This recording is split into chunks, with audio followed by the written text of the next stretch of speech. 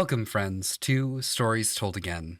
I am your DM for this session and prolific soup denier, Austin.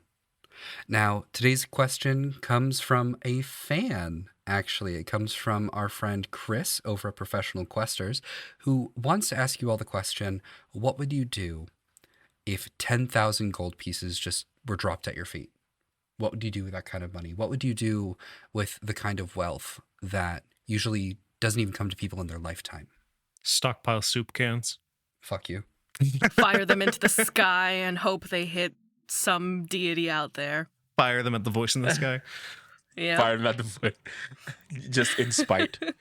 Just stockpile a whole bunch of fucking veggie soup cans. Vox invents space travel just to give me soup. That's perfect. Punt myself into the eye of terror. But I'll go first. I'm Rayne. I play Vox. And I think Vox wouldn't know what to do with that much money. I feel like they would, set a trapped chest and bury it somewhere. That's like a dog, basically. With a bone. A dog? No. Yeah, like a dog with a bone. A cowboy corgi just burying his treasure. Hey, Get along, buried little treasure's doggy. a West thing. I don't have. It's not like It's a I don't know. It feels within the archetype of their character. They're like, I don't know what it's not like they'd go buy a boat or something or spend it on. They wouldn't I don't know. They wouldn't invest in themselves. God forbid. I mean, the value of gold just appreciates over time, right? I mean, but in this world, I know 10,000 gold is a lot. I know what Luce would do. Oh, hello, I am Took. I play Luce, and he would put it into an orphanage or into a building a hospital or something like that, a nursery, something to give back to a city or a town. So he'd probably do it in a small town. Correct answer. That type of person. I called it. correct I answer. so called it that you would do that. You knew I was gonna say That- Yeah. I changed my answer. Oh, I want to yeah. do what I want to do. I want Vox to join Luce in that endeavor. Now he feels. You mean you're not going to bury all your money? Fox feels guilty, so Just hide it away. Yeah. So I 3,000. undo the traps. I blow myself up a little bit, and then I give all my money to Luce. Yeah. So it's 3,000 into soup origin, 3,000 into pulling a Stanley Yelnats, and then 3,000 into the Fearbolg Center for Wayward Youths. Perfect. Yeah, perfect. For And that's what kids it's gonna be who called. can't read good and want to read good, Hey, need to be about a center for 4 barbarians. times this big. I feel like Pastiche would just forget about it because they have no understanding of its value, and would just be like, "Oh, look, money," and then just leave it on the bus bench. That's actually kind of where I would buddy. Hi, I'm Jeff, and I play Pastiche. And Pastiche would be like, "Is this a lot?" And "Oh, all right." Probably put it in their bag of holding and completely forget about it. And then when it came up, "Oh, yes, I have a small fortune. Apparently, I could buy a small castle if I wanted to, from what I've been told." But they wouldn't. And they just keep Yeah, it. that tracks. Yeah. That tracks 1,000%. They'd Yeah. still Yep. just probably accidentally quote unquote steal what they needed or what have you, and just continue to live the life that they live already. We can see that. Makes sense. Pay off the fines. You gave me so much time and I can't think of anything. Okay, hold on. Oh, hi, I'm Tiffany and I play Liv. But okay, the thing about 10,000 gold is that none of us are rich in game, which means that the ability to spend that much is very hard, actually, right? You don't have the connections to fund your own military or do something, make a political campaign. You don't have the resources. You can only buy from the places you know are take money. There's no real. So I think that Liv would I don't know, spend it on one of those armed bunkers in the middle of nowhere with all the supplies, like a self-sustaining sort of like a doomsday sort of thing. Built-in potato farm. Lives a doomsday prepper. But I feel like that wouldn't A even. doomsday prepper. Yeah, We're all playing Skyrim and you're playing Fallout, is what I'm hearing. I am. Like- yeah. What the fuck? You know what though? It tracks. No. Liv goes all full Martian and starts making her own potatoes. Yeah. to sustain Exactly. herself. Yeah. Yeah. It's got a total high-tech water filtration system, all of the agriculture tools, things like that, gear, weapons. But I don't think that would take up 10,000 gold, would it? Probably not, especially if she's like building it herself and not hiring people. Yeah. I mean, like, Yeah. there are spells that are like, if you do it every day for a year, it's just permanent.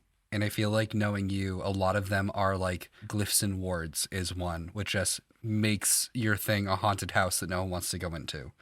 So, like, I could see that being a thing, like using the material components for that, and that would cost a I lot. see. Okay, here's this. Okay, Liv would spend half of it doomsday prepping, and the other half we'll find out a way to invest this somehow. We'll find a way to put into the stock market. Into the orphan fund. Just put it into orphan fund at this point. That's because that's what we're doing.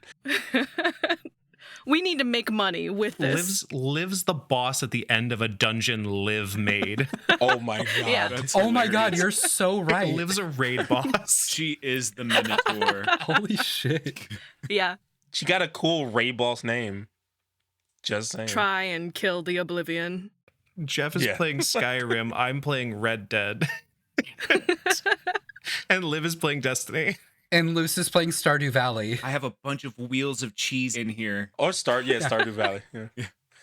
Stardew Yeah. Valley that out of nowhere That's fucking exactly turned correct. into Elden Ring. Mhm. What would Paya do with $10,000? Yeah, what would Paya do? She doesn't take gold. Eat Oh it. yeah, she doesn't take fucking money. That wasn't the my question. It's You garbage. turn it into magic. she- Probably item. turn one of the coins into a magic item, yeah. Yeah, if it dropped to her feet, she would just leave it there. That's what would happen. A possum crapped out 10,000 gold and I'm rich. Some random NPC walking past, like, Perfect. Well, I personally do not know what I would do with 10,000 gold, but I do know that I feel rich every time I get to play with my friends. So let's move on.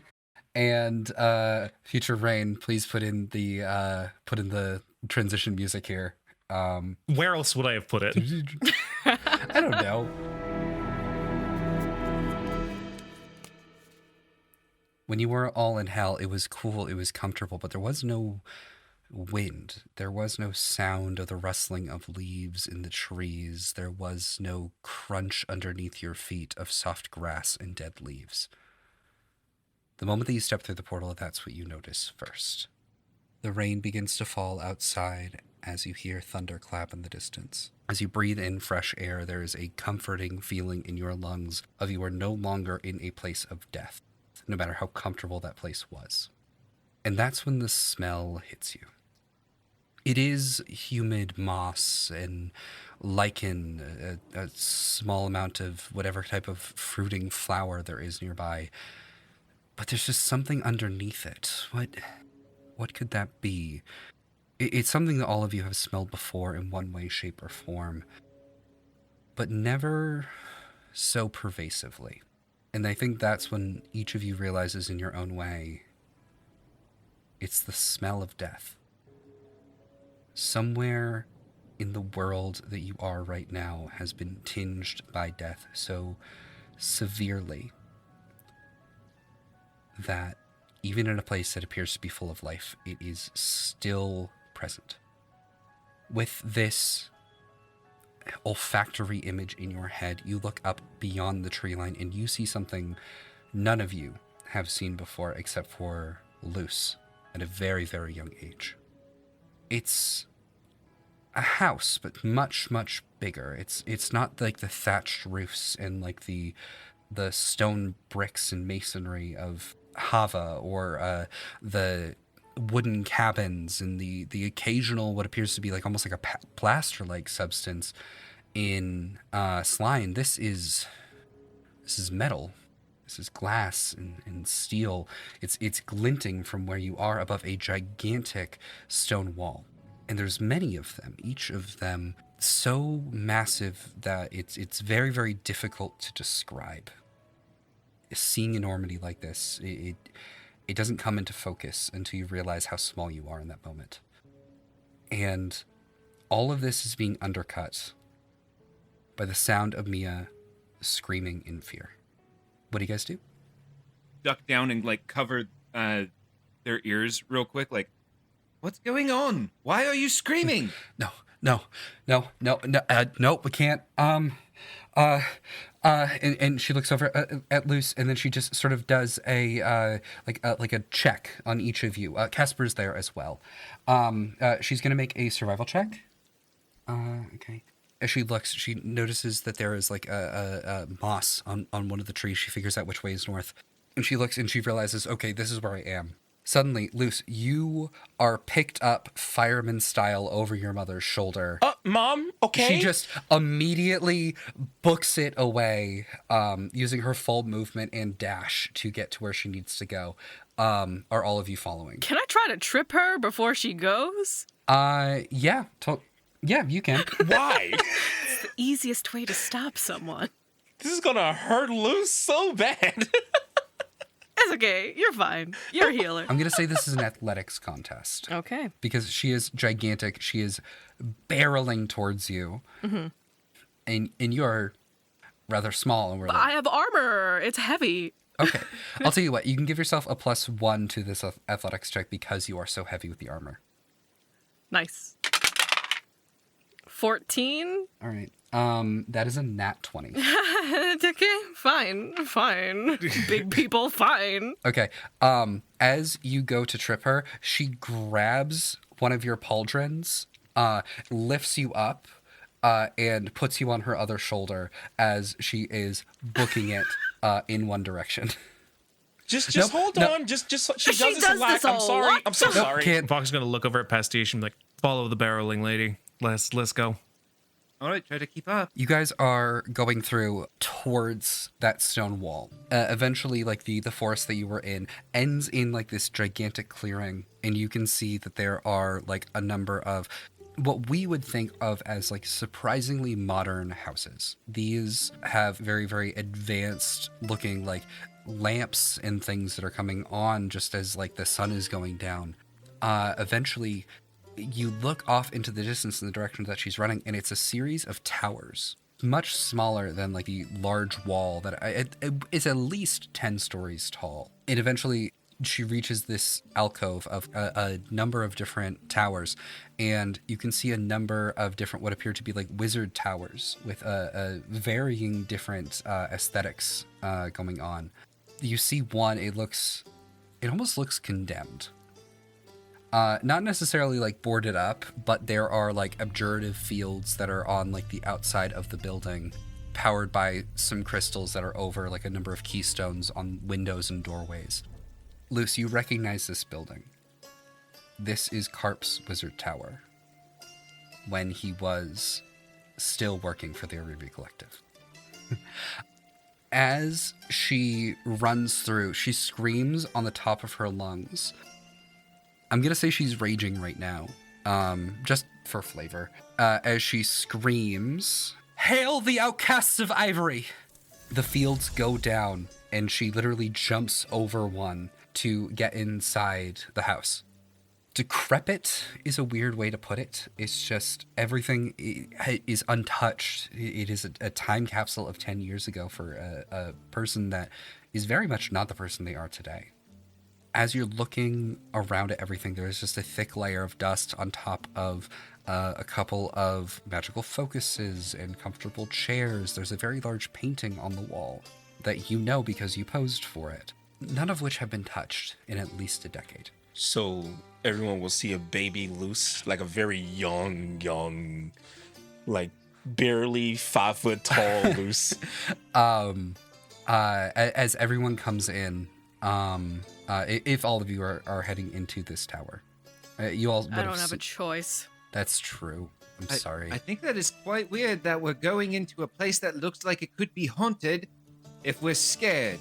You're not scared of little. You're It's not scared of your fine. ghosts, are you, Pastiche? No, I think that this is exciting, but I just think that it's also weird. It's fine. Just Mom, come on. She looks at you and just goes, "Don't." Well, I'm no, going to no. try and Okay. wrestle free, can I? Yeah, grapple check. This is going to be athletics versus athletics again. Does it look like she slowed down like once we got in, or is she still barreling through here? Let's see what the grapple check looks like first. That is a 3 + 8, so you win. You wriggle free. She drops both of you on the ground, and is like gesturing as if she is being chased to Vox and Pastiche and Kesper to get into the building. All right. After If this place wasn't so creepy, I'm going to walk in. you two? No, I insist. And Vox is going to pull out a spool of wire and is going to start setting up the alarm spell on the outside. Excellent. Awesome. Thank you. As this is going on, Mia looks at the door. There is a crystal above the door. She turns it 90 degrees and says, "Trout, watch the house." And the field goes up again. All of you are safe. She's hyperventilating. She collapses onto one of the couches with a giant of dust. And all of you are in a very, very old wizard's house. And I feel like I failed to answer some questions that you guys had there, and I apologize for that. Luce, you were wondering about the painting. Is that correct? Yes. Are these the ones where it's like very young, naive, more naive, Luce anyway? Yeah, can you make me, I'm going to say history or insight? 15. There are 5 people like in this painting. One of them is your mother. She is a lot younger than she is right now. She's aged 10 years. There's also Carp, who also looks significantly younger, being somebody who doesn't live as long as Firbolgs. There's no graying in his hair. He looks a lot younger than he did. This is before the incident, so he is draping his left arm over your mother's shoulder, or at least trying to. So it's just he's reaching up and grabbing onto her right shoulder. There's also 2 other people that are there. One of them appears to be a Goliath fighter wielding a very large longsword, and the other one appears to be a purple tiefling druid who is holding up both of her hands, and flowers are sprouting forth from them. You, however, and with your insight check, you are fully posing in the braggadociousness and the lack of inhibition or fear that only a 9-year-old has. Wow. You look at this and you think, that was me? He had a buzz cut. He does not have the long hair as he does now. Yeah. After the incident, you became afraid of the barber. Barbophobia. Are you just standing looking at the painting at the moment? He's like staring, yeah. And I think his eyes will kind of lock on the 2 people, and you'll see him kind of frown as like he can't remember something, like at all. Anyone who's looking at this painting right now can make me a perception check, DC 20. 19. Is it plus anything? It's perception. Not a Wow. Luce sure looks young. I can't believe we all used to be young at some point. I just got a nat 20 for a total of 22. A nat 20. Pastiche, the photo is, like, from left to right, it is Carp, Mia, that Goliath, and that druid. And then Luce is posing, smack dab in the middle. Carp has one arm on Mia's shoulder. The other arm looks like it's out in, like, an open gesture. You're the only person who notices the wrist appears to be curling inwards as if he's holding onto somebody's waist. Well, there's supposed to be 6 people in this picture. Luce kind of looks over confused towards Pastiche. No. It should be just us Are you 5. sure? Looks Why? like Carp is hugging a waist a little bit. Holding someone in close. And Luce kind of like look closer, and then he's like, I'm sorry, I don't remember there being another person there. Well, nobody holds Just- their hand like this. That's an uncomfortable position to be in, especially if you're posing for a photo or a painting. I don't know, they're trying to gesture. I couldn't hold my arm without it getting tired, you know? Right. I guess I'm gonna have to ask my mom when she calms down, or Carp at some point. You're quite getting this. Look at you. Yeah. Uh, I was 9. Luce, you look over at that couch. Your mom is gone, and you can hear the stamping of feet 1 story above you in this tower, and the slamming of a door. She probably needs a minute. Yeah. I guess we'll let her rest. But from what I remember, though, this tower is probably the safest place in the world right now.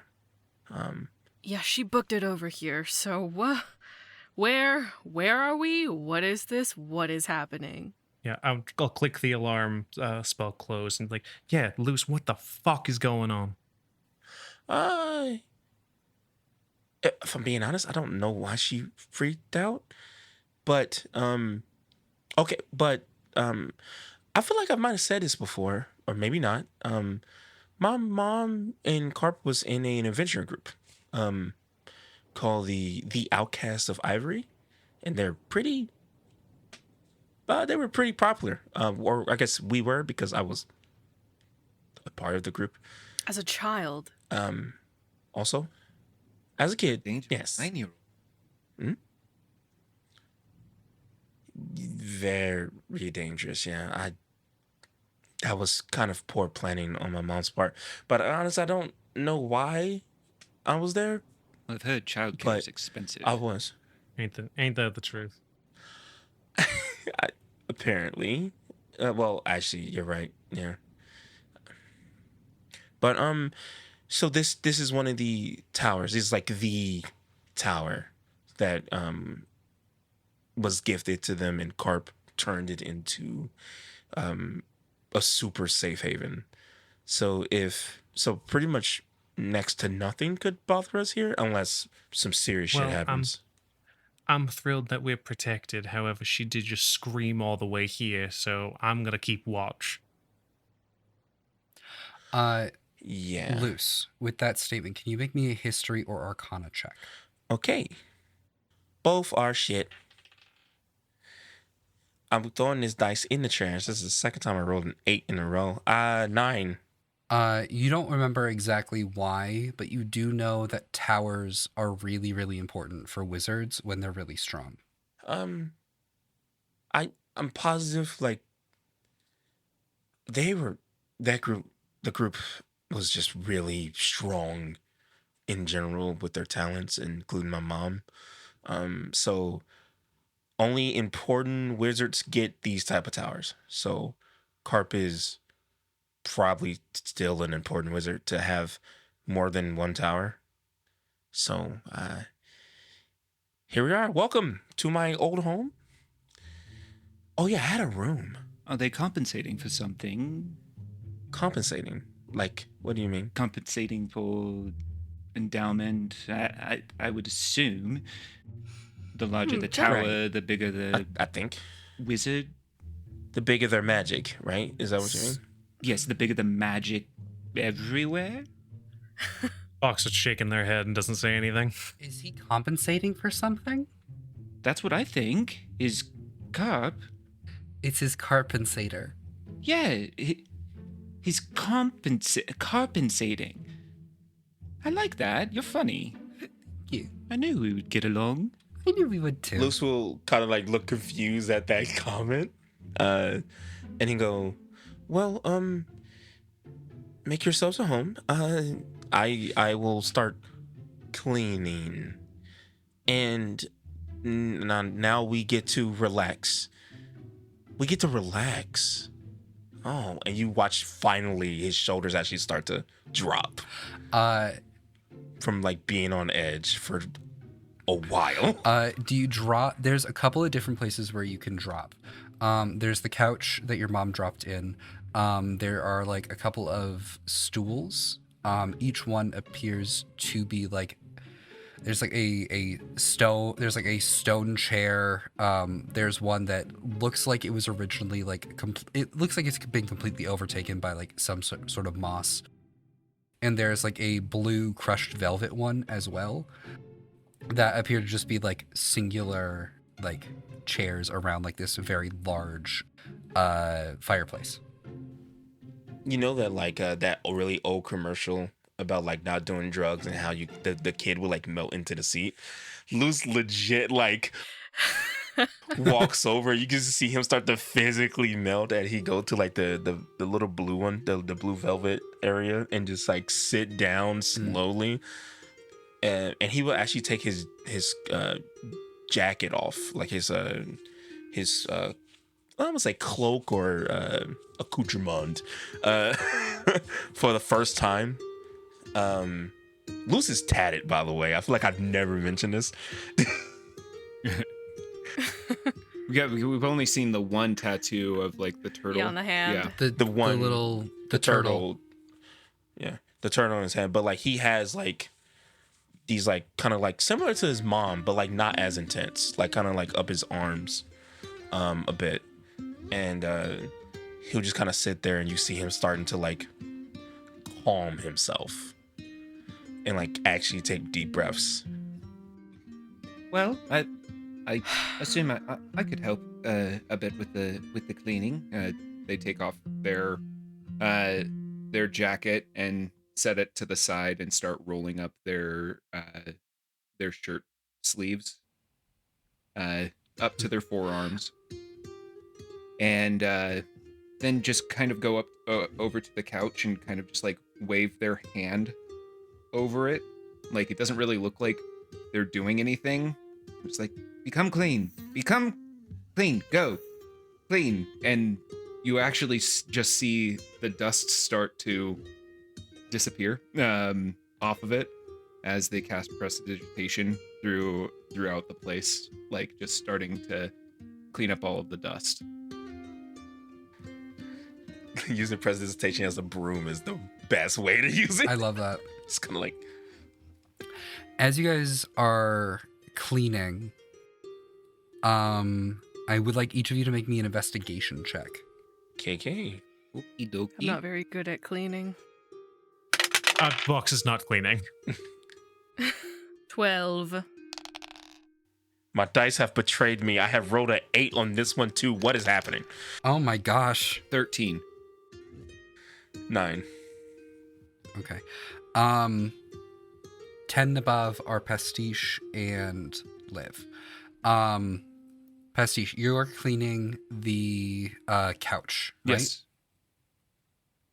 Yes. You find a ring in between the cushions. Ooh. Don't tell anybody and just put it in my pocket.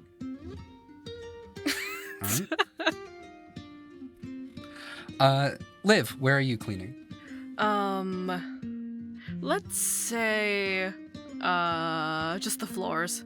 I'm covering the floors. Are you just wiping the floors with your hands, or are you just like, did you grab a broom? Or... Yeah, there's probably like a broom somewhere, so I just start sweeping. Okay.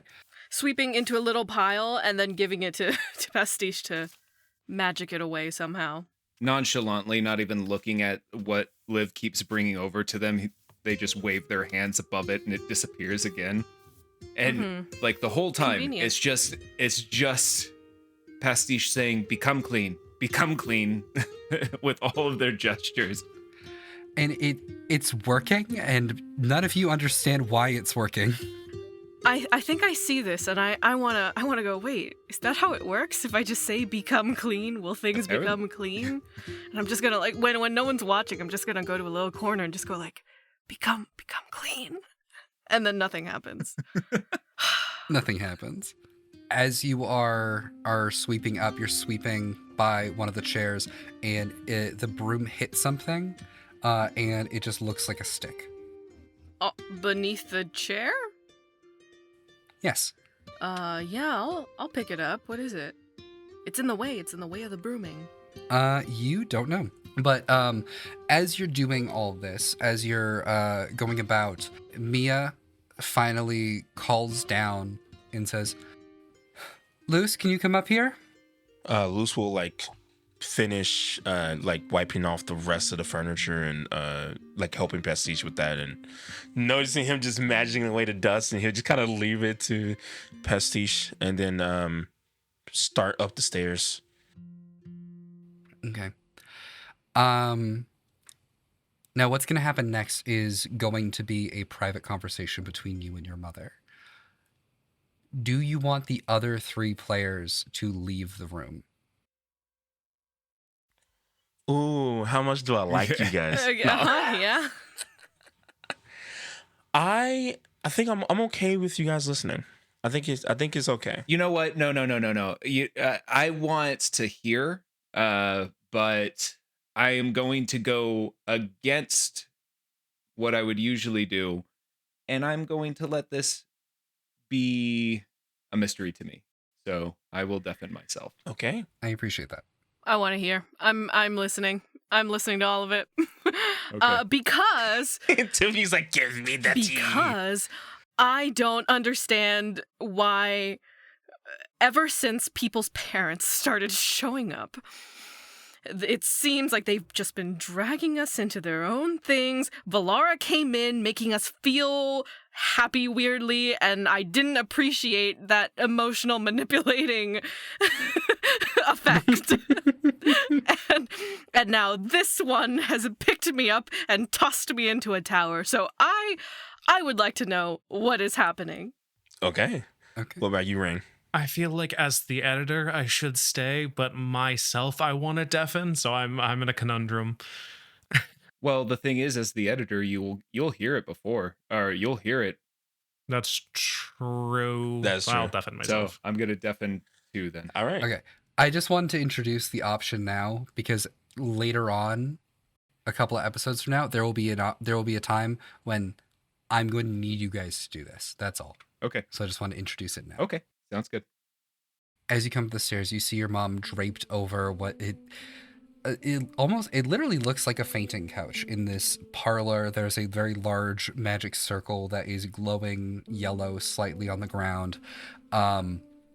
Strangely enough, your mom is holding a bronze statue of a cocker spaniel, and she's petting it like it's an actual dog. Would Luce know what that is? Make a history check. Okay. I switch die. Ha ha! 17. 17. This is an element of one of your favorite memories as a child.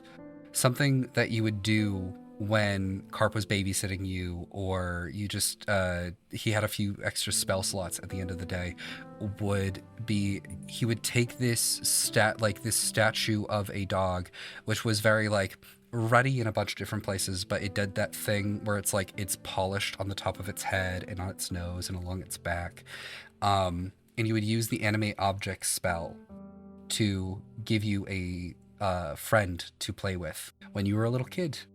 Even back then, you only referred to him as Carp, so he affectionately named this statue Trout.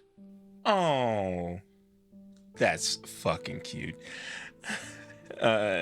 So Luce will actually kind of smile a bit at that.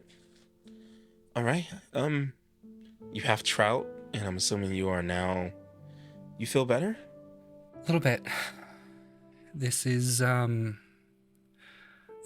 of the few places I feel safe, no matter what. There was that time when you were 7 and a dragon flew over and I didn't care because I was here. But Man, Luce, what's going on? That's a complicated question. I need you to tell Okay. me, because if I don't get a good enough answer, I'm going to bring you back with me. And I'm not making it a choice for you. This is me being your mother and someone who needs to protect you. And if I need to make a decision for you that you don't like in order for that to happen, I will make that choice. I'm asking you to convince me differently. Okay. Okay, Mom. And he will slowly walk over and he will grab her hand and nuzzle up and get real close to her. And he will take a deep breath. Well, let's start with this. Apart from having the pendant of, originally it was a pendant of Zephyr, but it has been modified to Krossis symbol, and he will take that off and show it to her, and then he will pull down his shirt a bit, and the tattoo that he had of Zephyr has now fully changed to Krossis death symbol. And he goes, I am now a champion of Krossis? No. Yeah. No, you were chosen by Zephyr. That happened. Well, that happened so long ago. What are you talking about? Well, the few weeks ago, when everything started during the festival, right before the festival, when Auntie Molt passed, you know how I was visiting her often. A few times I got this feeling of someone else being there, and I was on guard and I was fully prepared to cast them away. And instead I met a god, or a piece of a god, and they told me I was chosen, and they proved to me that they weren't there to harm me, and they ushered Auntie Molt in probably the most respectful way I've ever seen a person pass on. And I was in shock. I didn't believe it. And then I had a dream, the normal horrible dream that I have had, that I can't remember why I've had it. And at this point, he is now looking his mom dead in the face. And when it came to the ultimate decision of becoming the chosen and accepting the fact that Krossis would like for me to be their champion, their chosen, I didn't disagree. In my entire being, in my entire soul, Mom, I know that this is the right thing. And then the entity told me of a bad omen coming to our town. And that's when I met those lovely 4 people downstairs who has helped me through a lot. Even me being so scared of stupid things I really shouldn't be scared of, but they helped me through it. I helped them a lot. And we saved the town. And then we helped our friend, now I consider family. She was in trouble. We helped her. We left. And I'm sorry that I left so hurriedly, but we needed to go. I apologize for that. I should have gave you a better explanation, but I was just scared. you being scared makes me scared, and you not explaining things to me makes me scared. Just as I need to start explaining things to you, you need to explain things to me. Why are you scared? Whatever was here that made me leave, it can still be here. I don't know if you remember, but we went on that mission 2 miles east of here. It was the worst day of my life, kid. I'm here and I can't stop thinking about how I felt that day. I can't stop thinking about their faces. Rayne and Galen, they were 2 of my best friends, and I shouldn't be putting this on you. I put too much on you already. When she says their names, he'll look at her in confusion.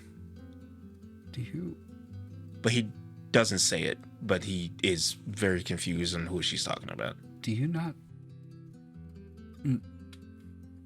Valrena, really big sword. He used to have you ride on his shoulders. He said he was going to do it again someday, and you'd be 15 feet tall. And no, I'm sorry, Mom. Kaylin, the flower box outside of your room when you were a little kid, it was always full of lavender. Helped you fall asleep. And is this?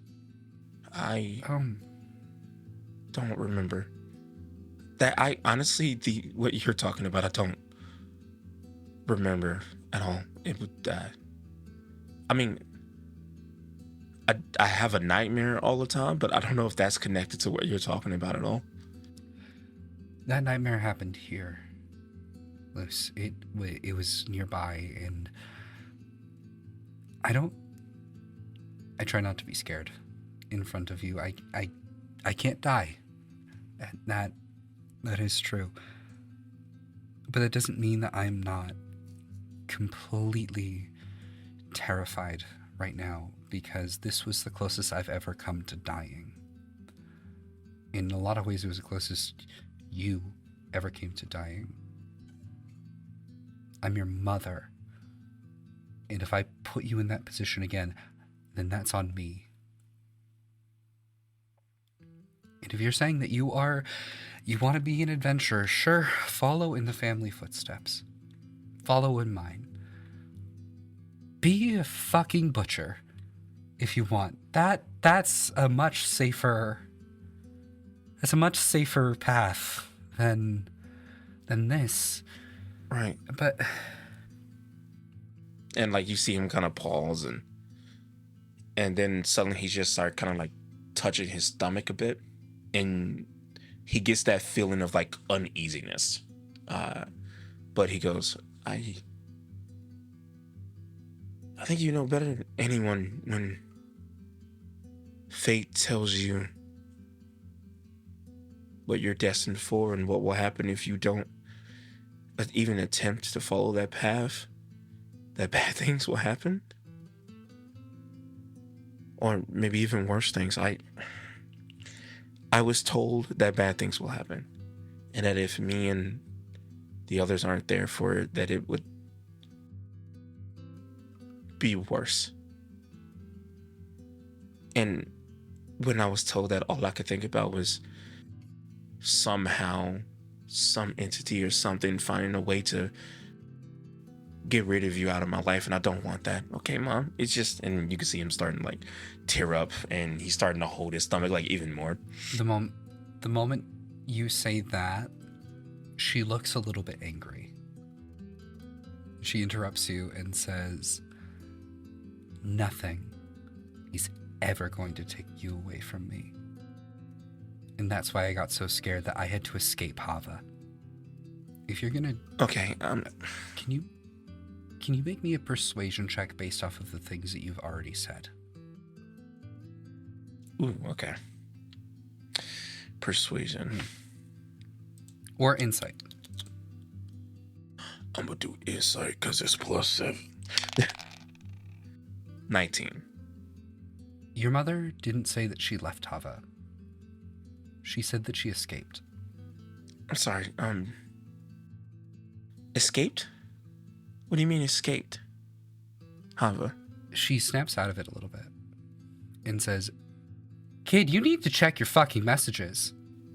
Right. The day you left, a giant turtle showed up on Hava's beach. It was the size of the beach. A bunch of knights came out from Karosa, I guess knows where, and decided to overtake the entire town looking for what Olivia? Is that her name? Her name's Liv. Liv. They were looking for Liv. They wouldn't let anybody leave. It was kind of nuts. The only reason that I was able to get out was because Carp was able to teleport me outside of the town limits. Oh. I don't know if they're still there. I don't know anything. All I knew was that you went off and decided to... I didn't know. I didn't know. Carp tried to explain it.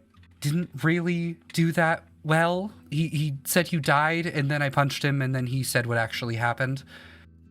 And, yeah.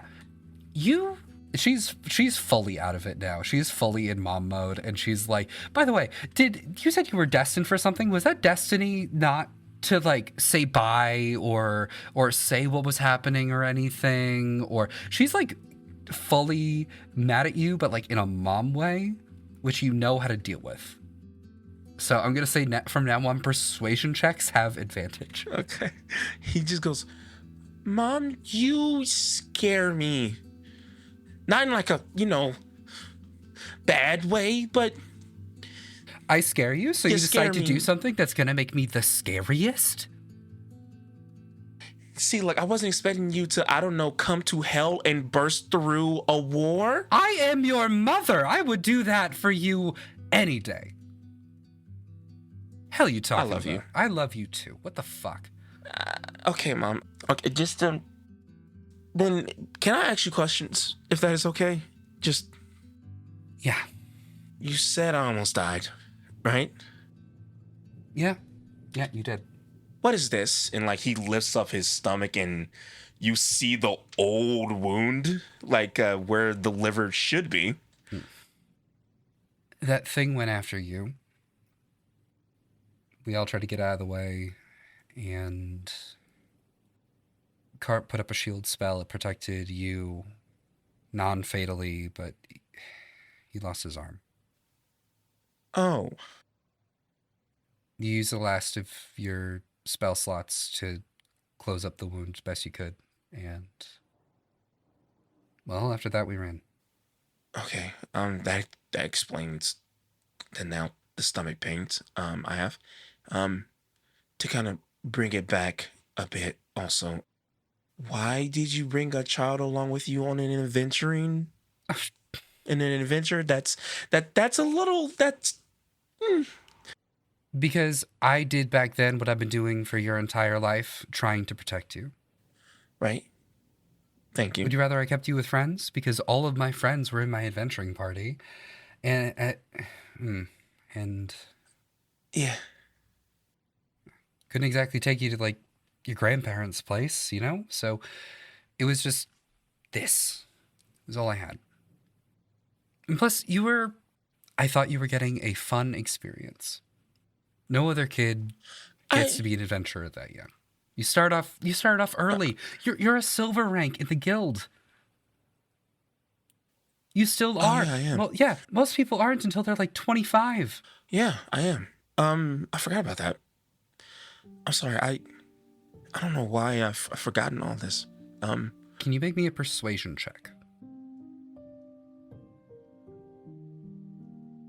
If I learned that they fucking modified my memory, I'm gonna be so pissed off, Austin. Mm-hmm. All right, don't. No, you said persuasion. I'm so glad I fucking switched die. That's 15. A 15. You see her expression kind of change. And in that moment, she says, "You're at silver rank in the guild." And then, wait. You want to stay out here?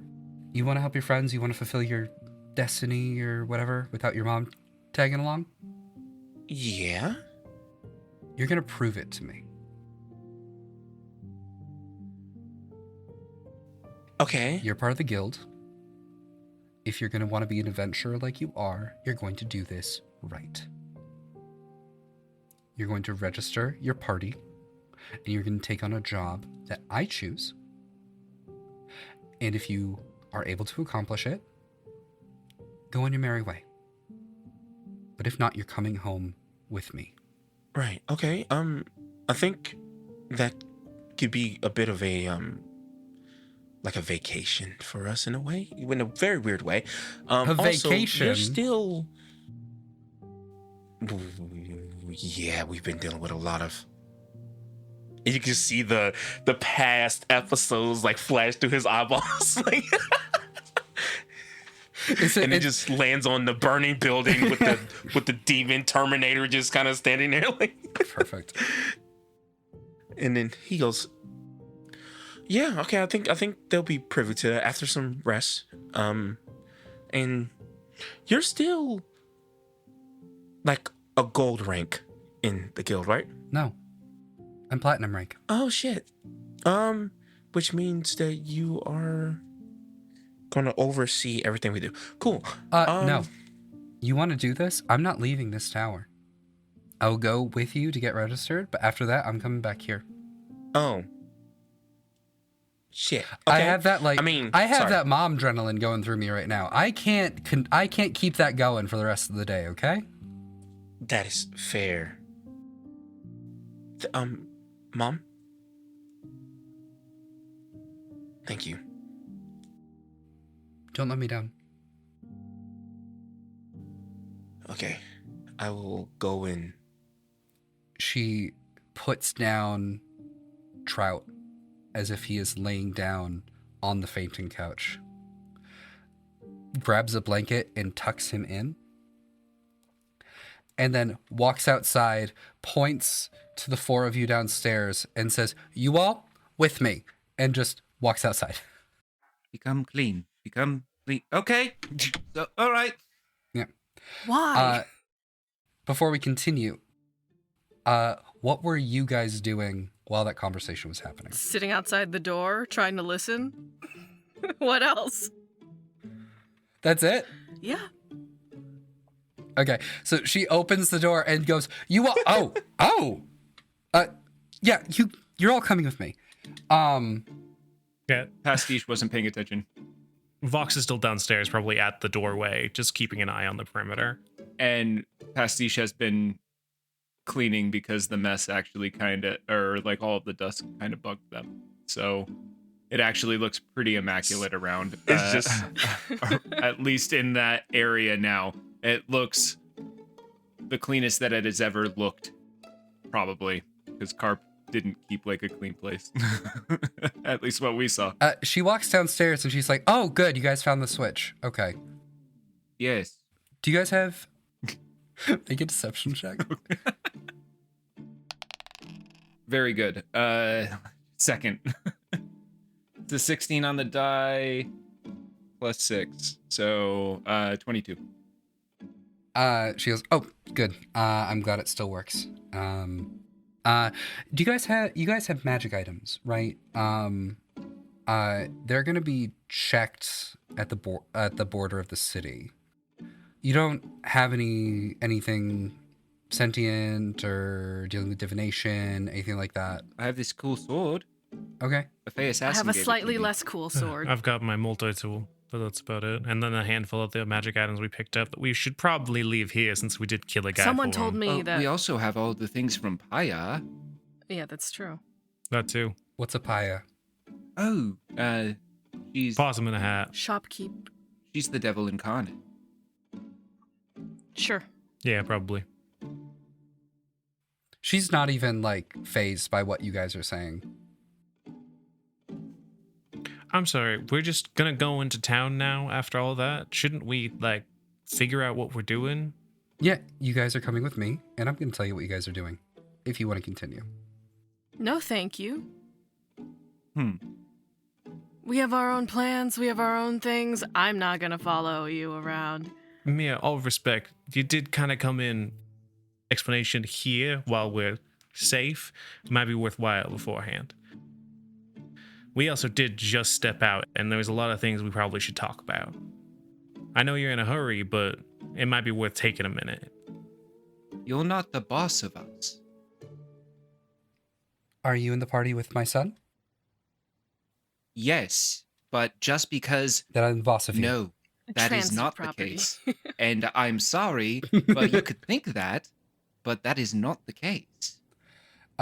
Luce, you just see a look over her face like, I don't like this one. Okay.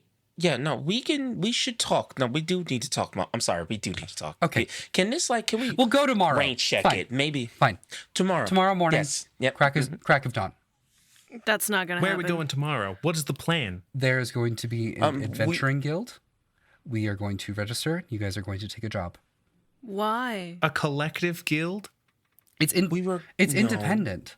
Ooh, a guild? Guilds It's not collective. It's guilds aren't run through countries. Guilds are run through guilds. This is a waste of time. actually is probably our safest bet since we're being chased. If I'm being honest. But that is what we're gonna talk about. We're gonna have a good old conversation, some food, and Mom, you're gonna go sleep, right? I'm not keen on having a paper trail more though, so than I already do. I kind of burned that bridge in Hava. Literally. You burned more than that I will bridge. explain. I mean, yeah, but I was being, I It's a was kind of, metaphor. I didn't need to go into exact detail. Okay. We've all been there. Okay. I am very tired. I fought through the forces of hell to get to you all. I have ice devil blood in several different crevices.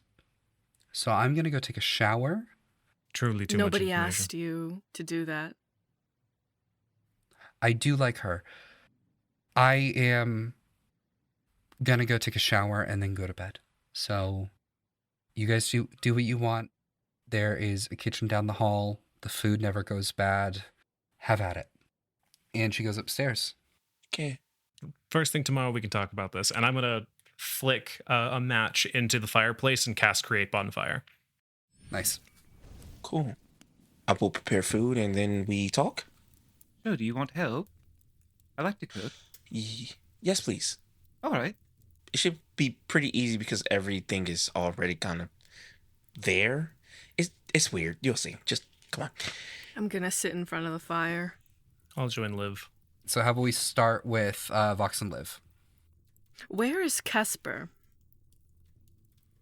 Kesper has not really left your side this entire time. Has been relatively quiet. Definitely, like, you're catching them looking at you a lot more instead of less, like, let me help you, and a little bit more of, like, in awe. Like a limpet that does not let go. They're not touching you at all. They know that you don't like that. So if I sit down in front of the fire, Kesper's sitting down with me and Vox. Kesper plops down straight into the fire. Completely unburned. Mm-hmm.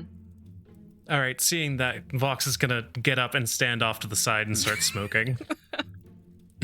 I was going to stare, like, miserably into Yeah, the flames, same. but, if Kesper's just sitting there. My plans. I'm so sorry. I ruined your cowboy moment. I'm just gonna It's... Kesper, you stay right where you are. You feel as comfortable as you need to. I'm gonna rock chair and sit. Okay. Is the chair that they're sitting in on fire now? No, It's made of it's rock. made of stone. Oh, rock chair. Yeah. Got it. My Yeah. bad. And Kesper just gestures to the fire. It's okay. Be cool. Vox continues to stand and ignores Kesper.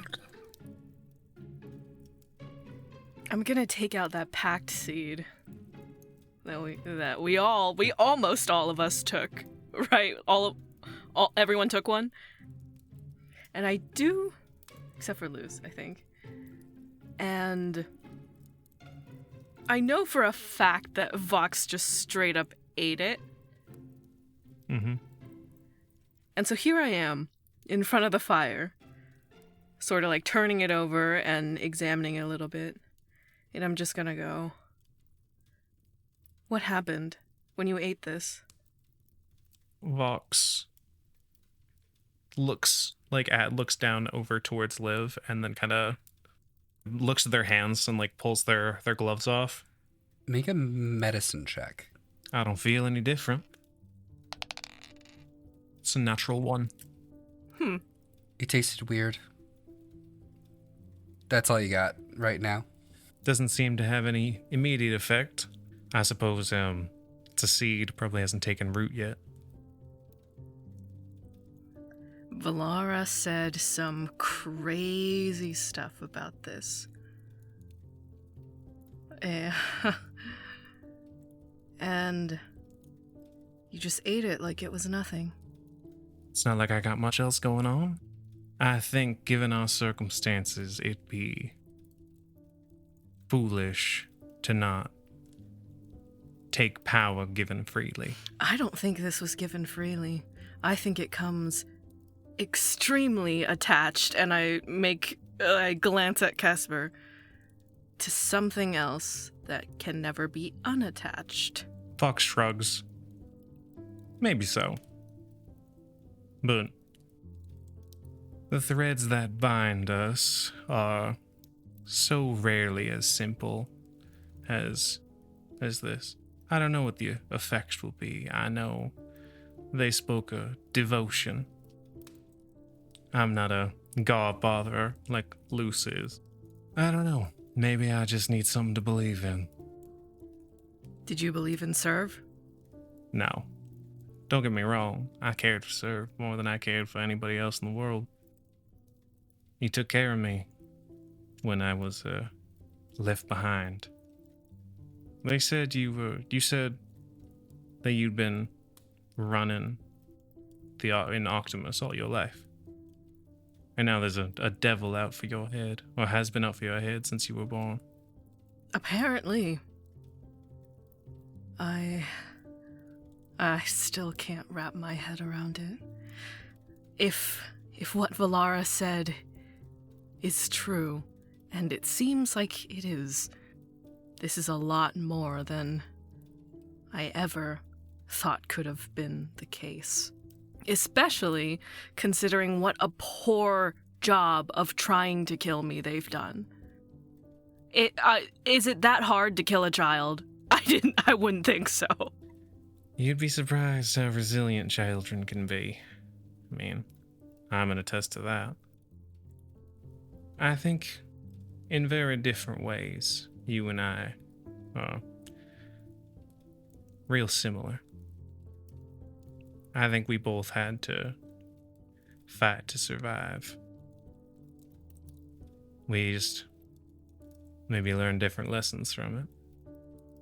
Speaking of similarity, I couldn't help but notice you have gotten a significant power boost since Hava.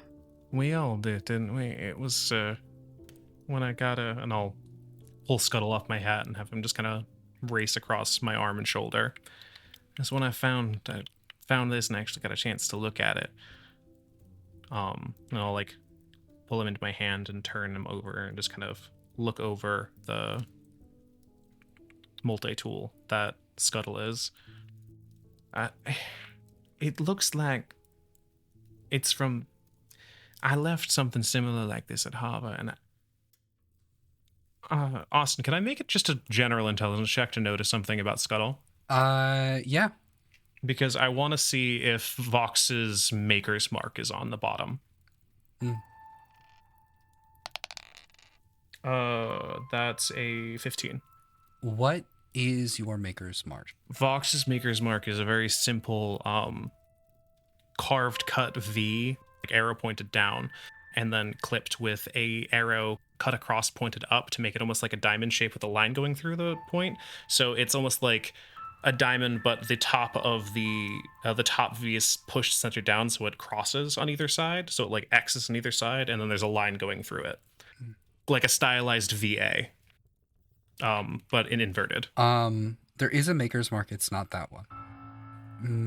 It's what we would think of as if it was like professionally like pressed in, and it looks like a flask, like a potion bottle. I don't know, something about it's familiar, but like I got my sibling gave me something similar before everything, but I don't know. I feel like there's a pressure slowly building around us that I can't quite identify. It's just putting me on edge. There are reasons. There are explanations. Something is going on. I understand what you mean by that. It feels like some people know exactly what's happening. And they're only giving us kernels of information. I mean, it's more the kernels we're finding ourselves, more by accident. It's like we're stumbling into clues, but we don't know what the puzzle looks like.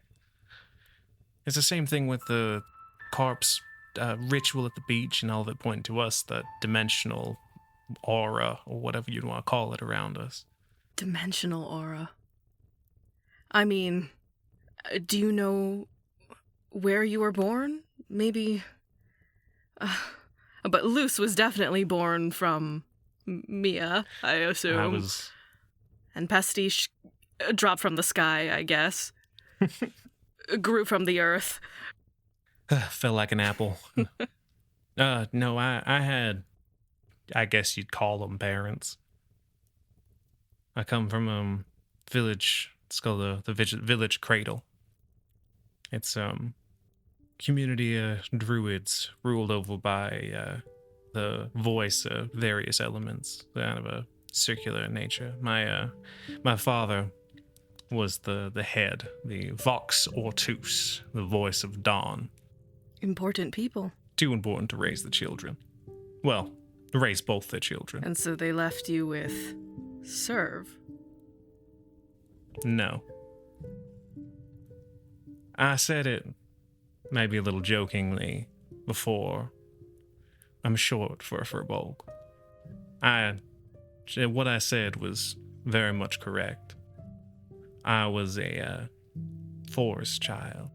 My own parents and the community at large has a habit of co-opting care for the children of the village. My sister Ayana, she was the star in the sky of the village itself, the pupil beyond all others. They call her the new voice of dawn. Well, I wasn't nearly as entertaining, shall you say, wasn't nearly as exceptional. So, in lieu of any proper caretakers,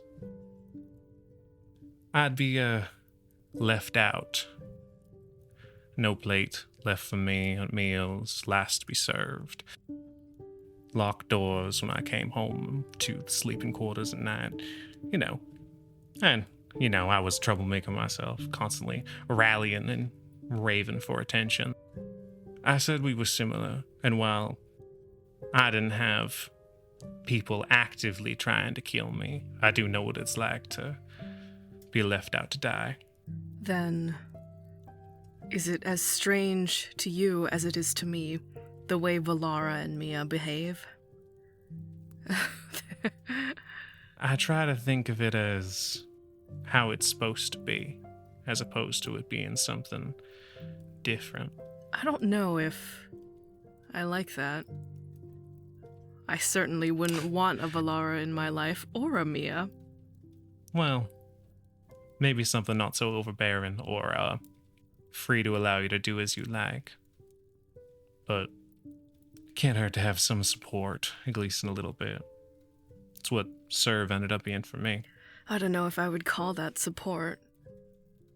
They seem to throw their power around. Well, And you can't do anything about it. that's true. Out of care, they say. Out of care. You think it's an overabundance of care that makes them like that? Maybe not overabundance, maybe direction. Wrong direction. I think people are flawed and people try to care the best they can. I mean, I've made my own mistakes, and I think had you had the option, you would have had people in your life who would have done the same. It's normal to rally against those who say they have authority over you, especially parents. I have family, actually. Do you? Apparently. I was told there was...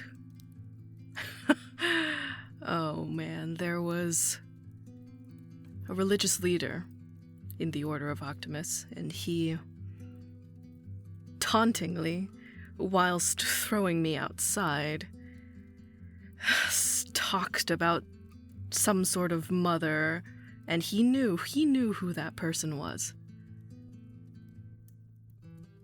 And she had apparently convinced him to spare my life for the most part. I mean, spare is a generous word, but I think that's why they never managed to rally their troops quite as hard as they are right now. Sounds like you might be the child of someone important. Considering that their leader is a devil, I don't know if I'd like to be. Well, tell you what, Liv. If you ever need to speak with anybody, or you've got concerns about where things are going, I'd probably share them. And I can at least promise to say that I've got your back in any of this. I'm gonna take out... Okay, where is Casper relative to Vox? I would say, like, right now, the three of you are making, like, almost a triangle. Okay. Like, all of you are equidistant from one another. Okay. I'm gonna, from an angle that Casper can't see, I'm gonna take out that chocolate bar that I got in hell and break off a piece so that Casper can't see, walk over to Vox and put it in their hand secretively and just go... Oh, that is sleight of hand and versus perception, my friend. Okay. Help action. Let's see. Oh, that's bad. That's very bad. Okay. And you said this was helped, so I can do it again? Or would you like... Advantage, yeah. Can you beat an 8? No. Casper sees you do this, and just their mouth is agape, and like, oh, J'accuse. I take it and throw it in my mouth immediately. I had more. We can have more. And she pulls them out, and they're melted because she sat in a fucking fire. I was wondering what that smell was. Shit. Yeah, that's on me. Look, I didn't go through what you guys went through, but I have an idea of what it's like to be different from everyone else around you. I've especially learned in these last few weeks. Sometimes you just have to build your own little place with your own people, and let that be good enough for you, because construction materials are quite expensive. I guess it doesn't have to be perfect. It just has to be yours. And for what it's worth, Vox, I do think you're exceptional. I tip my hat. Now, I don't know about you, but if they're going to be cooking for a while, I think after the running around and everything, I'm a little wired. What do you say, do you have to train or anything, Liv? I know, so if your shield's broken, you gotta do any more. Do you gotta learn how to use one hand, sword with one hand? I guess I do. You want to spar? Let's do it. Vox is gonna pull Scuttle into the ring of the Eldridge cannon, and it's going to the three like. So I know I described it once, but I'll do so again. Is that it's just a singular ring with Serv's core in it, and then metal like flat metal pieces connected at the ring around an edge, and Scuttle comes in, clicks it, and then pushes all of them together or flares them apart. And this way it flares them apart almost like it's like an infernal metal sunflower, and it bursts light with protection energy, and it's going to pulse out a small radius to give us each a little bit of temp HP, so we don't beat the actually injure each other while Liv kicks my ass.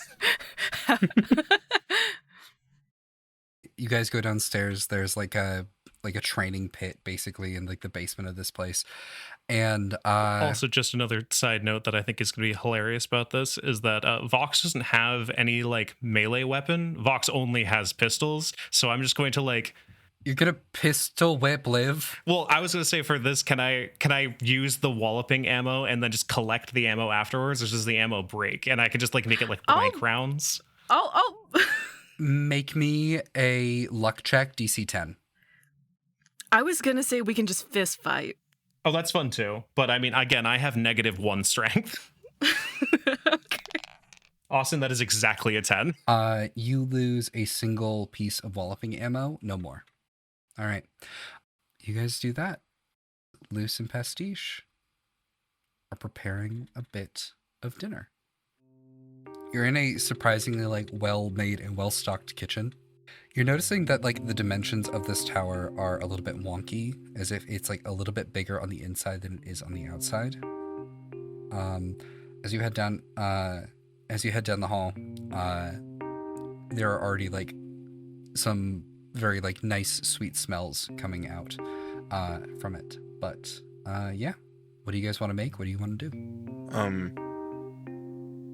Luce is going to make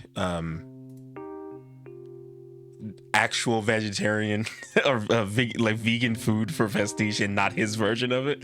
Twilight vegetarian. And he's gonna make like a he's gonna make a porridge out of like dried fruits and nuts and stuff, since we have all the shit that we can make there. And because that's going to take the longest, so he will start doing that and like kind of ask Pastiche to pick out their favorite different fruits and berries and stuff like that for the porridge. Also just offers like being a Sioux, chopping up whatever Luce needs and whatnot. They pull out some of their daggers, and then they look and they're like, "Oh yeah, this one's rusty," and puts that back. And then sees like the array of different like cutting utensils that are surprisingly still sharp, and this place is actually a lot better kept than where they came in, apparently.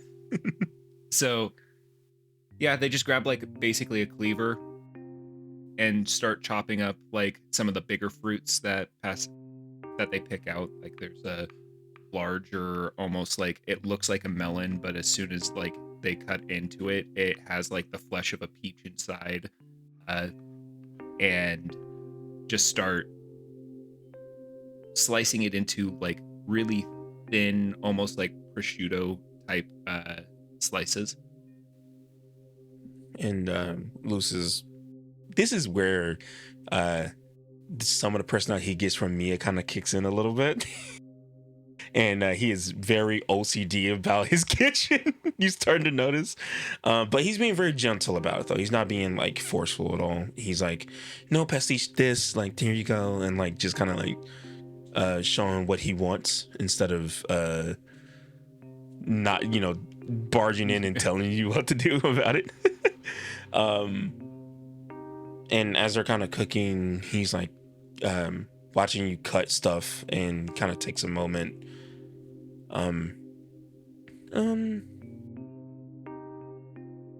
How are you doing? Oh, If you me? don't mind me asking. Oh, well. Yeah. Well, it's been a lot more interesting than I thought the material plane was going to be, I'll tell you that much. I didn't believe that we would see a giant turtle come up, and try to kill us and turn things into holy water and then get on horses and drive and then kill a man and then go to hell and then come back from hell and then have to chase a mother down into a tower that looked like it was haunted and then it not be haunted, and now we're here and I'm making things with you, and that's peaceful.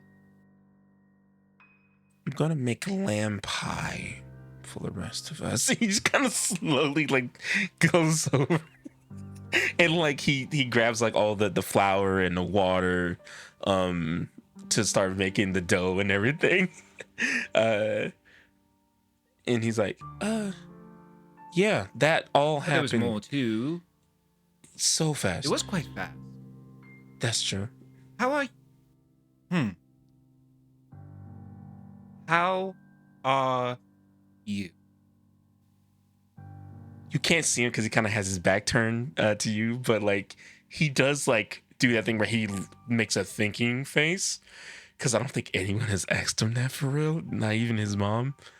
For like without her being like mom about it. And he just goes, would you like me to lie or tell the truth, or both? Usually the truth's the best way to go. The truth. Well, I killed a person Yes? for the first time For the ever. first? And my stomach hurts very bad. But I weirdly enough, I think what makes me the most uncomfortable about it is that I am very okay with it, and that scares me a lot. What I've noticed is that the material plane is actually a lot different than the Feywild. And especially around things like death or material possessions or really any of those things, and how a lot of people seem to think that they treat humans like a material possession. More like your mother would treats you like her most prized possession. Yeah. I guess you could say that. Like I would treat an acorn that I found from a squirrel that gave me a good neck massage probably about the same way that your mother treats you. Like that, I would cherish that. What I'm trying to say is it's weird to me. And also death, how it's handled and how sometimes you implement it and it affects you emotionally. The Fae are a lot more animalistic with this type of thing. It's kill or be killed. Even the most kind that you know of the Fae have the ability to turn on you, rip your throat out, and feel no remorse for it because they felt like you would do the same. And Right. honestly, even though the perception is different, you all act about the same way as we do, except that you feel bad for it. You were going to die. He was going to kill us. He was not a good man. We thought he was, and then he was not. Do not feel bad for that. And he's not dead. He's back. There's that as well. He was brought back. So, yeah, you just hurt him very, very badly. If you want to think about that, go back, grab the knife, and start cutting a bit again. Luce will finish the dough and like kind of set it over to the side so it can rise and all that cook terminology shit. And he will start to rinse his hands off, pouring the water basin kind of like over his hands, and I see death a bit differently than how you have just described it. If I'm being honest with you, I now, with the change and everything, I see death a lot. I see spirits walking next to people. Maybe they're like family members that passed away that they cherished, or people who killed others that the dead has a vengeance against, so they're following them. I've seen a lot of things. I even seen when people passed away and their spirit gets taken away by either nail or something else. It's a weird thing for me. And what I'm saying is, it's weird that I felt his life leave after I used my abilities to take it away, and then to start to watch his soul leave and then just get dragged back into his body was not a thing I was expecting to happen. It's like they went against the laws of death and, forced it back disrespectfully. Are the gods necessarily going against the laws of death if they're the ones that make them? And this is the point where a religious person starts to question religion a little. as you kind of see Luce pause, and then takes out the book that is always hanging on his side, it's a little Krossis journal, and he starts to scroll through it like really fast. And then he just kind of looks up and he goes, "Oh, it's just all of my research about Krossis, and the gods as a whole, in general. I got a bit obsessed with it. I'm sorry, your question just got my thoughts running. Because you kind of have a point, but I also feel like you're wrong. But you have a point, but then you don't. I don't know if you do, but you kind of you're making it's. And he just starts going through the book again. Do you know who the most powerful people in the Feywild are? And he stops and he goes,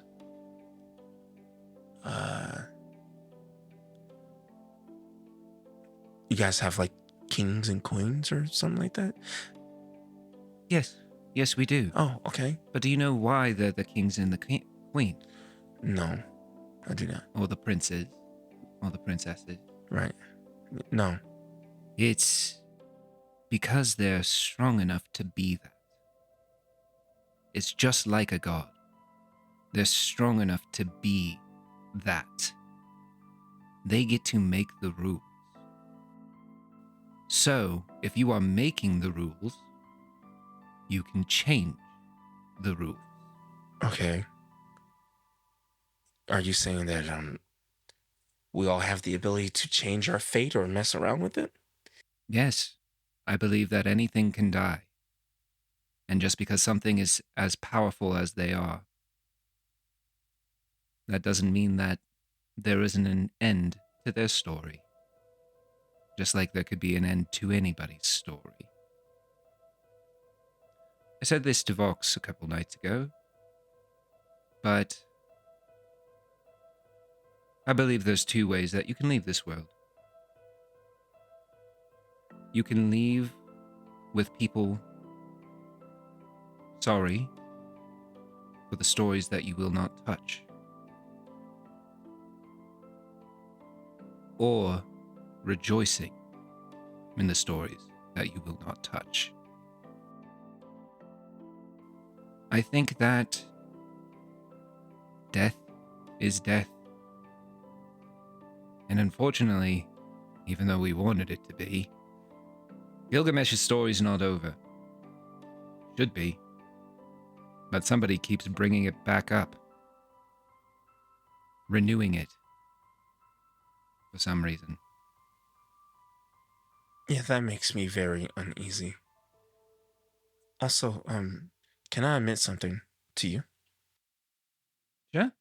You scare me. That makes sense. Well, at first it was, I'm afraid you're going to strangle me at night type of scared. Also makes sense. Yes. But That also makes sense. But now it's because I care about you a whole lot. Pastiche. Well, I care about you as well. Honestly, I feel like the three of you are the closest thing to a family that I have here. And then you see Luce quickly turn around to the dough, hoping that it rose. And he's like, under his breath, family, that's nice. He's kind of like, and he will start to like make the dough and piece out the crust and all that stuff for the pie, and start to get the stew thing ready for the lamb. He'll just kind of turn around a bit. He goes, ooh, I think this would be really fun. I have a whole bunch of tattoos. And he's like holds out his arms. This one, and he starts to essentially give you like a tattoo tour while everything's like stewing. And he has quite a bit, quite a bit of them that he shares with his mom. And he gets to, it's like a weird, like it's like a wizard symbol of some kind. He goes, and this one I got for Carp. My hope is, because now, we're all close and stuff, and he'll show you like an empty arm space like near the bicep. I'll add some for you guys. If that's, I don't, that, that's not like overstepping boundaries, nothing like that. If you're okay with it. No. That's absolutely beautiful. Yeah. And I'll let you guys choose what it is within reason. I want mine to be, I don't know. What I'll about get a possum? No. Okay, Absolutely sorry. That not. was too far? All right. Yep. Yes. I was trying to make a joke. That's all right. That would be more like Liv. Maybe. They eat from the trash. What? No, they should not be eaten from. Have you been eating from the trash? I sometimes, but Liv Pastiche. has done it quite a bit. Liv. And I think he says it loud enough that Liv might hear it from the kitchen. He's. Yeah. Oh, yeah, I forgot to Cut back, and Liv is just beating the shit out of Vox. and it cuts back to the kitchen. Meanwhile, you hear muffled gunshots and sword fighting. Okay. If we're doing some show and tell, actually, they start unbuttoning their shirt. Do you mind? Yeah. No, you. They take off the dress shirt fully, and they turn their back to you.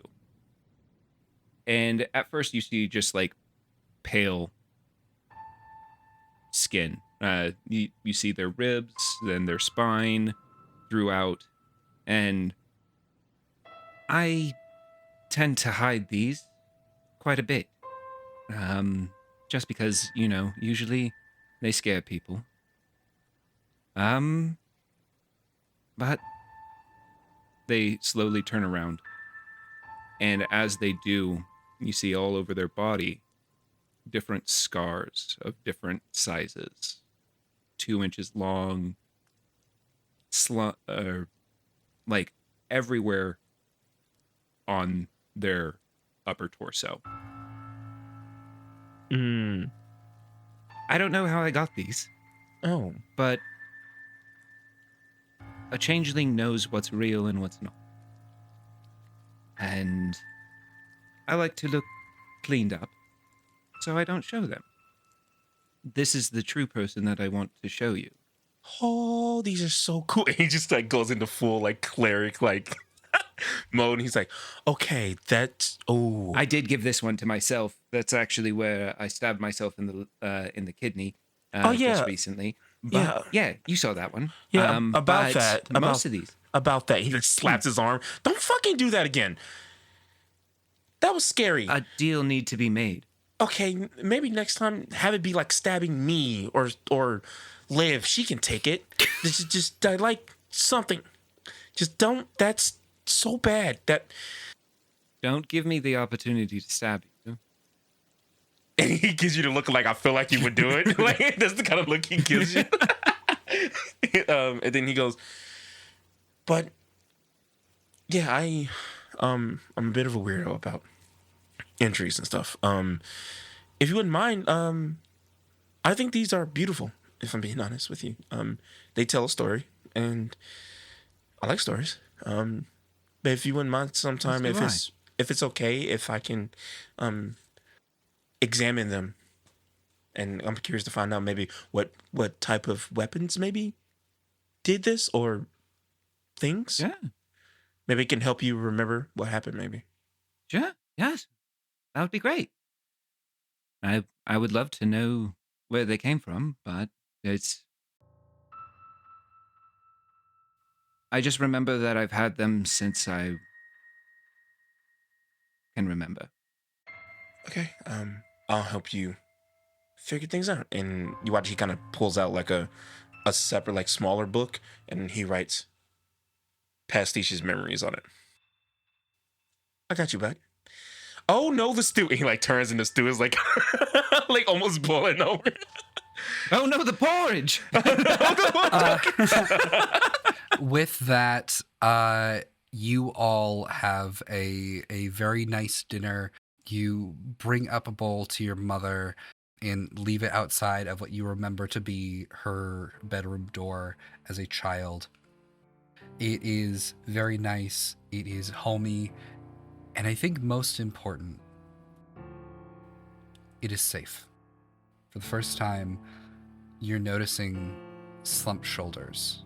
You're noticing a bit of like a deeper laugh. You're noticing that people aren't looking over their shoulders. You're noticing that you're in a room with Kesper that has knives in it, and they're not looking at them, and then back at Liv, waiting for Liv to stab them. There's still time in the day. There's a moment in friendships where it becomes somebody that you know and somebody who you understand. This is beginning to happen. I'm not there. I'm not a part of this. I am just a narrator. But that doesn't mean that I don't think it's beautiful. Eventually, each of you find an empty room that is equally dusty, but after a little bit of maneuvering, Become clean. after asking Pastiche to clear the rooms, they're eventually they are very comfortable and warm and safe. And two things happen. First of them is that Vox, I need you to make me a medicine check, DC 5. I was just about to ask if I could try this again. It's a natural 18. Natural 18, okay. Throughout the night, you have a dream. You're speaking to somebody in Hector Augusta's dining room. The place you've been playing cards for a good portion of your life, at least the last 5 years. And sitting on the other side is Mr. Augusta in the seat that you usually sit in. Their mouth is moving, you don't hear anything, and then you look away, and then you look back, and it's Serve. Somehow fitting in the same chair. And then you look away, and you look back, and it's Ayana. You look away, you look back, it's Kieran, it's Vox, it's Mia, it's Carp, it's everyone. And then finally you they put down their cards, and it's you. And they say something that you don't hear. But as they put down their cards, you look at your own wrist. That is suddenly glowing, as if it's branded. And you wake up with a start as you look down at your hand. And along your wrist, a tattoo has appeared of 2 ram horns, one broken with the fragments floating in the spots that they would be if they were whole. Liv, it's around 3 a.m. Your belly's full, you are comfortable. You're not used to this yet, but shit, it's nice that it keeps happening. You are woken up with a slight poke to the cheek.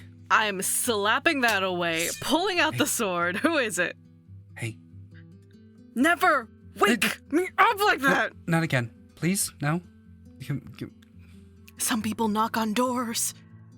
Some people say something. How do you want to be woken up? I drop the sword. This had a little bed under. Why do you not have your own This had a little room? bed underneath. I slept with you. This tower is big enough for both of us! Can I just say I'm clingy and we can move on? I think you've probably watched me sleep enough for my own tastes. Please leave. Yeah, which is why I will. I just wanted to ask you a question. It's the middle of the night. What could you possibly have to say that can't wait until morning? She gestures to the bedside table where the pack seat is. Do you want to do this? And if so, do you want to do this now? Listen.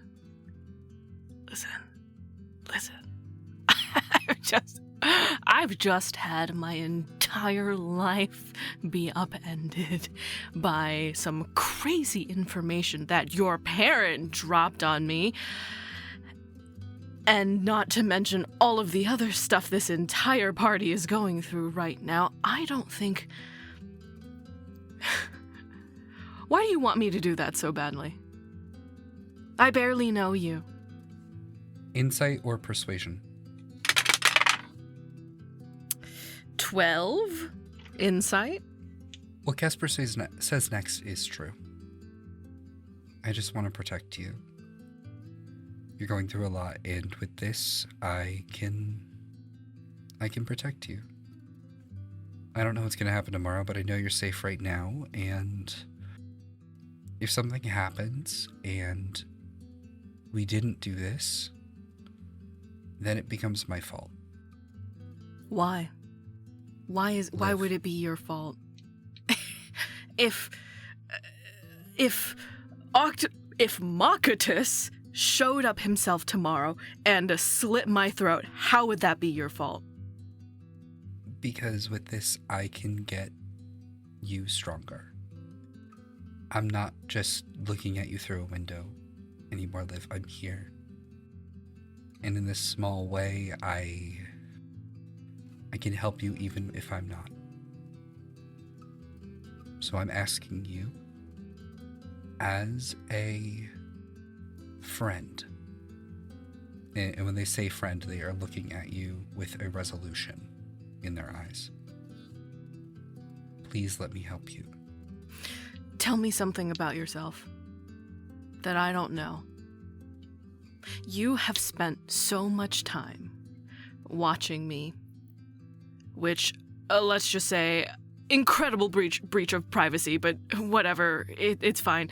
So I need this to be at least a little bit reciprocal. Tell me something important that I don't know about you, that maybe even Valara doesn't know about you. The windows in the greenhouse are alive. They're what let me look through and see you. They're something called an acolyth. My favorite one, I named it Jerry. And he is the only person I talk to about my feelings, other than you, I guess, right now. And that's really weird because he can't talk. hell is full of demons. You couldn't have talked to Frank through the window? Do you want to talk to Frank? 'Cause I don't Kinda, want to yeah. talk to Frank. What? He's got goals, he's got dreams, he's got aspirations. I admire that. Where did he pull out that Red Bull from? I don't want to know where he keeps that. I don't want him to tell me. But okay, well then Valara is really important, right? Why didn't you meet any of the other heiress children? Surely you guys have like soirees and balls or whatever. I've met a few, and I never really understood. I never really understood them. They could do things I couldn't, and they were interested in things that I couldn't really begin to fathom, and they were already so great and amazing, and I've been dealing with that my whole life. So what are you interested in? I'm trying to figure that out. In some ways, this is my journey too. But I'm really glad I'm not going through it alone. Our party seems to be getting bigger by the day. Can I try to insight check basically everything that they have said so far? How genuine it was, but two, I also want to suss out how much of this does it seem like they've actually never told anyone. I'm going to say with a 10, you can tell whether or not they're lying. With a 15, you can tell their motives. With a 20, you can tell if they've ever told anyone else what they've told you. That is a 21. Everything they've said is true. Their motives are because in a lot of ways they see you as their first friend. I wouldn't say they're only, not anymore, but I would say they definitely consider you their best. This is something that they are trying to do to at the very least keep you safe. It is genuine, and if, for lack of a better word, although not for you, I would say lack of experience, this is their attempt at an act of love. And they've never told anyone about the window. I'm gonna go and pick up the pack seed. And just hold it in front of me. In front of him. And... okay. I get that you're a very lonely person. Yes, demons are people. Demons are people. Person. Thank you. You're not... And I get that. Because I may or may not have had similar experiences. But you need to give me a little bit of space. You might be used to all this clinging and watching and trying to protect, but I don't need it.